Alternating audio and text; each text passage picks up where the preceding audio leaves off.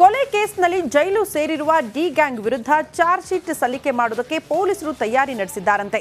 ಹಾಗಾದ್ರೆ ಚಾರ್ಜ್ ಶೀಟ್ನಲ್ಲಿ ಏನೆಲ್ಲ ಇದೆ, ಎಷ್ಟೆಲ್ಲ ಸಾಕ್ಷ್ಯ ಸಂಗ್ರಹವಾಗಿದೆ ಗೊತ್ತಾ? ನಾವು ತೋರಿಸ್ತೀವಿ. ಈ ಸ್ಟೋರಿ ನೋಡ್ಕೊಂಡು ಬನ್ನಿ.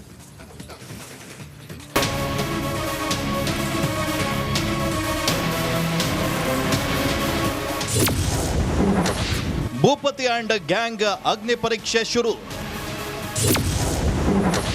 17 ಆರೋಪಿಗಳು 37 ದಿನ ಚಾರ್ಜ್ ಶೀಟ್ಗೆ ರೆಡಿ. ಚಿತ್ರದುರ್ಗದ ರೇಣುಕಾಸ್ವಾಮಿ ಕೊಲೆ ಕೇಸ್ನಲ್ಲಿ ಜೈಲು ಸೇರಿರುವಂತಹ ನಟ ದರ್ಶನ್ ಅಂಡ್ ಗ್ಯಾಂಗ್ಗೆ ಅಸಲಿ ಅಗ್ನಿ ಪರೀಕ್ಷೆ ಈಗ ಶುರುವಾಗಿದೆ. ಪ್ರಕರಣದ ತನಿಖೆ ತೀವ್ರಗತಿಯಲ್ಲಿ ಸಾಗ್ತಾ ಇದ್ದು, ಕೊಲೆ ಸಂಬಂಧ ಪೊಲೀಸರು ಹಲವು ಆಯಾಮಗಳಲ್ಲಿ ತನಿಖೆಯನ್ನ ಕೂಡ ಕೈಗೊಂಡಿದ್ದಾರೆ. ಶೀಘ್ರದಲ್ಲೇ ಡೆವಿಲ್ ಗ್ಯಾಂಗ್ ವಿರುದ್ಧ ಚಾರ್ಜ್ ಶೀಟ್ ಸಲ್ಲಿಕೆಗೆ ತಯಾರಿಯನ್ನ ಕೂಡ ನಡೆಸ್ತಾ ಇದ್ದಾರೆ.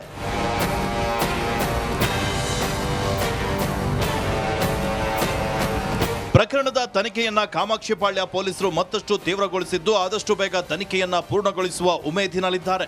ರೇಣುಕಾಸ್ವಾಮಿ ಕೊಲೆಯಾಗಿ 37 ದಿನ ಕಳೆದಿದೆ. ಪೊಲೀಸರು ದರ್ಶನ್ ಸ್ನೇಹಿತೆ ಪವಿತ್ರ ಗೌಡ ಸೇರಿ 17 ಆರೋಪಿಗಳನ್ನ ಬಂಧಿಸಿ ವಿಚಾರಣೆ ನಡೆಸಿ ಜೈಲಿಗೆ ಕಳಿಸಿದ್ದಾಯಿತು. ಸದ್ಯ ಕೇಸ್ಗೆ ಬೇಕಾದ ಪ್ರತ್ಯಕ್ಷ ಹಾಗೂ ಪರೋಕ್ಷ ಸಾಕ್ಷಿಗಳ ಹೇಳಿಕೆಯನ್ನ ದಾಖಲಿಸಿದ್ದಾರೆ. ಈಗಾಗಲೇ ಕೊಲೆ ಬಗ್ಗೆ 30ಕ್ಕೂ ಹೆಚ್ಚು ಮಂದಿ ಹೇಳಿಕೆಯನ್ನ ಪಡೆದಿದ್ದಾರೆ.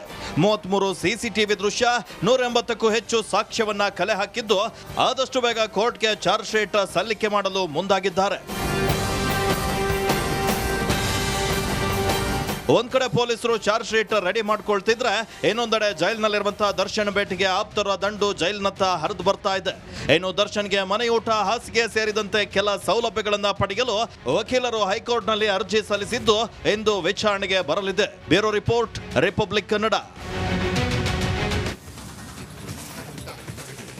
ರೇಣುಕಾಸ್ವಾಮಿ ಕೊಲೆ ಕೇಸ್ನಲ್ಲಿ ನಟ ದರ್ಶನ್ ಅಂಡ್ ಗ್ಯಾಂಗ್ ನ್ಯಾಯಾಂಗ ಬಂಧನ ಇಂದಿಗೆ ಅಂತ್ಯವಾಗಲಿದೆ. ಇವತ್ತು ಕೋರ್ಟ್ಗೆ ಹಾಜರಾಗಲಿರುವ ಪೊರ್ಕಿ ಟೀಮ್ಗೆ ಜೈಲು ವಾಸ ಫಿಕ್ಸ್ ಎನ್ನಲಾಗಿದ್ದು, ಪೊಲೀಸರು ಪಕ್ಕಾ ಪ್ಲಾನ್ ಪರಪ್ಪನ ಅಗ್ರಹಾರಕ್ಕೆ ಹತ್ತೋದಕ್ಕೆ ಸಜ್ಜಾಗಿದ್ದಾರಂತೆ. ಅದೇಗಂತೀರಾ? ಈ ಸ್ಟೋರಿ ನೋಡಿ.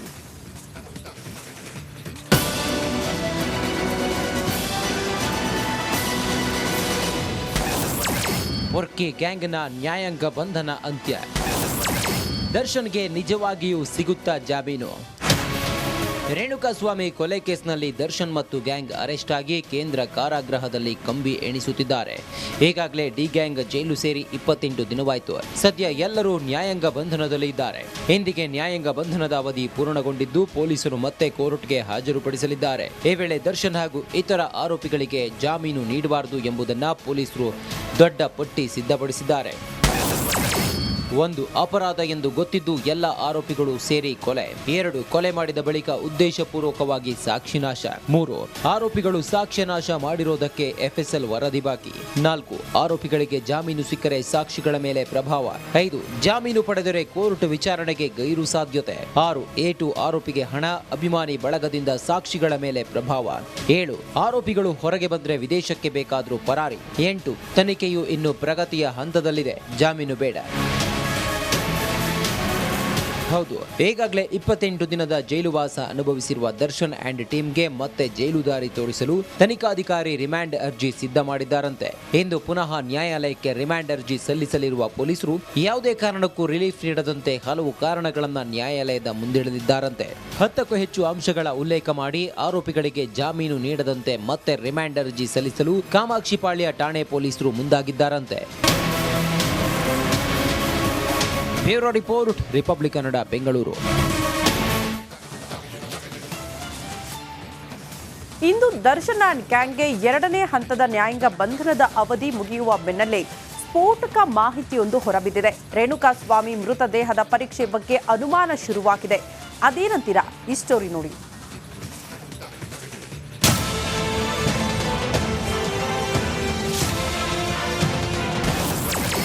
ರೇಣುಕಾಸ್ವಾಮಿ ಕೊಲೆ ಕೇಸ್ಗೆ ಬಿಗ್ ಟ್ವಿಸ್ಟ್. ಪೋಸ್ಟ್ ಮಾರ್ಟಮ್ ಮೇಲೆ 16 ಅನುಮಾನ. ಶವ ಪರೀಕ್ಷೆಯಲ್ಲೇ ಪವಿತ್ರ ಆಪ್ತೆ ಪತಿ ಕೈವಾಡ. ರೇಣುಕಾಸ್ವಾಮಿ ಹತ್ಯೆ ಕೇಸ್ ದಿನಕ್ಕೊಂದು ತಿರುವನ್ನ ಪಡಿತಾ ಇದೆ. ಬರ್ಬರ ಹತ್ಯೆ ಕೇಸ್ನಲ್ಲೇ ನಟ ದರ್ಶನ್ ಗೆಳತಿ ಪವಿತ್ರ ಗೌಡ ಸೇರಿದಂತೆ 17 ಆರೋಪಿಗಳು ನ್ಯಾಯಾಂಗ ಬಂಧನದಲ್ಲಿದ್ದಾರೆ. ಹೀಗಿರುವಾಗಲೇ ಈ ಪ್ರಕರಣ ಮತ್ತೊಂದು ದೊಡ್ಡ ತಿರುವನ್ನ ಪಡೆದುಕೊಂಡಿದೆ. ರೇಣುಕಾಸ್ವಾಮಿ ಮೃತದೇಹ ಮಾರಣೋತ್ತರ ಪರೀಕ್ಷೆಯ ವರದಿಯನ್ನ ತಿರುಚಲಾಗಿದೆಯೇ ಎಂಬ ಅನುಮಾನ ಆವರಿಸಿದೆ. ಸಮತ ವಿಚಾರವಾಗಿ ಇದೀಗ ಮತ್ತೊಂದು ಸ್ಫೋಟಕ ಮಾಹಿತಿ ರಿವೀಲ್ ಆಗಿದೆ. ರೇಣುಕಾಸ್ವಾಮಿ ಮೃತದೇಹದ ಪೋಸ್ಟ್ ಮಾರ್ಟಮ್ ಮಾಡಿರೋದು ಬೇರೆ ಯಾರು ಅಲ್ಲ, A1 ಆರೋಪಿ ಪವಿತ್ರ ಗೌಡ ಆಪ್ತ ಸ್ನೇಹಿತೆ ಸಮತ ಪತಿ ಡಾಕ್ಟರ್ ಪ್ರದೀಪ್ ಎಂದು ವರದಿಯಾಗಿದೆ.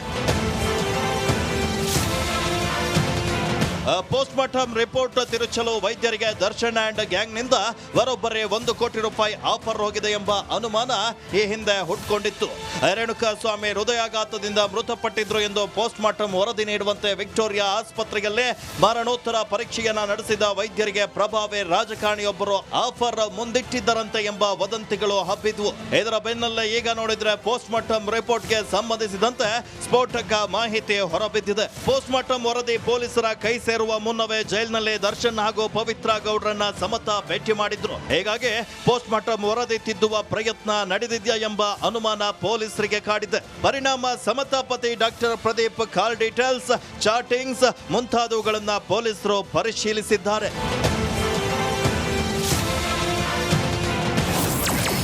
ರಜೆಯಲ್ಲಿದ್ರು ಪೋಸ್ಟ್ ಮಾರ್ಟಮ್ ಮಾಡಿದ್ರ ಪ್ರದೀಪ್. ರೇಣುಕಾಸ್ವಾಮಿಯ ಮೃತದೇಹದ ಮರಣೋತ್ತರ ಪರೀಕ್ಷೆ ನಡೆಸುವ ದಿನ ಬೆಂಗಳೂರಿನ ವಿಕ್ಟೋರಿಯಾ ಆಸ್ಪತ್ರೆಯಲ್ಲಿ ಡಾಕ್ಟರ್ ಪ್ರದೀಪ್ ರಜೆಯಲ್ಲಿದ್ರಂತೆ. ರಜೆ ಇದ್ರು ಅಂದು ಕರ್ತವ್ಯಕ್ಕೆ ಹಾಜರಾಗಿದ್ರು. ತಾವೇ ಖುದ್ದಾಗಿ ನಿಂತು ರೇಣುಕಾಸ್ವಾಮಿ ಶವದ ಪೋಸ್ಟ್ ಮಾರ್ಟಮ್ ಮಾಡಿಸಿದ್ರಂತೆ. ಹೀಗಾಗಿ ಪೋಸ್ಟ್ ಮಾರ್ಟಮ್ ವರದಿಯನ್ನ ಪುನಃ ಪರಿಶೀಲನೆ ನಡೆಸುವಂತೆ ಬೇರೆ ವೈದ್ಯರಿಗೆ ಪೊಲೀಸರು ಸೂಚಿಸಿದ್ರು. ಮರು ಪರಿಶೀಲನೆ ನಡೆಸಿದ ಬಳಿಕ ಪೋಸ್ಟ್ ಮಾರ್ಟಮ್ ರಿಪೋರ್ಟ್ ಅನ್ನ ಪೊಲೀಸರಿಗೆ ವೈದ್ಯರು ಸಲ್ಲಿಸಿದ್ದಾರೆ ಅಂತ ವರದಿಯಾಗಿದೆ. Bureau report, republic Kannada. Valmiki ನಿಗಮದ ಹಣ ಎಲ್ಲಿ ಹೋಯ್ತು ಅಂತ ತೀವ್ರ ತನಿಖೆ ನಡೆಸ್ತಾ ಇರುವ ಇಡಿ ಕೆಲವೊಂದಷ್ಟು ಸ್ಫೋಟಕ ಮಾಹಿತಿಯನ್ನು ಕಲೆ ಹಾಕಿದೆ. ಈ ಮಧ್ಯೆ ದಲಿತರ ಹಣವನ್ನ ಅದಕ್ಕೆ ಬಳಸಲಾಗಿದೆ ಎಂಬುದು ಕೂಡ ಗೊತ್ತಾಗಿದೆ. ಈ ಕುರಿತ ಒಂದು ಸ್ಪೆಷಲ್ ರಿಪೋರ್ಟ್ ಇಲ್ಲಿದೆ ನೋಡಿ.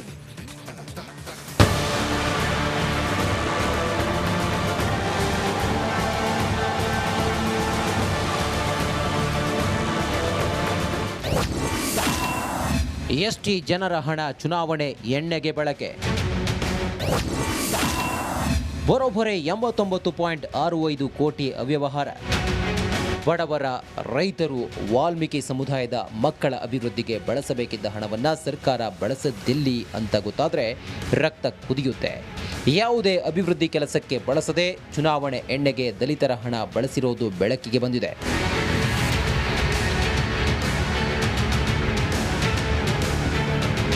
ವಾಲ್ಮೀಕಿ ನಿಗಮ ಹಗರಣ ಸಂಬಂಧ ಮಾಜಿ ಸಚಿವ ನಾಗೇಂದ್ರ ಹಾಗೂ ಶಾಸಕ ಬಸನಗೌಡ ದದ್ದಲ್ ನಿವಾಸದ ಮೇಲೆ ದಾಳಿ ನಡೆಸಿದ್ದ ಇಡಿಗೆ ಸ್ಫೋಟಕ ಮಾಹಿತಿ ಲಭ್ಯವಾಗಿದೆ. ಇದರಲ್ಲಿ 89.65 ಕೋಟಿ ಅವ್ಯವಹಾರದ ಬಗ್ಗೆ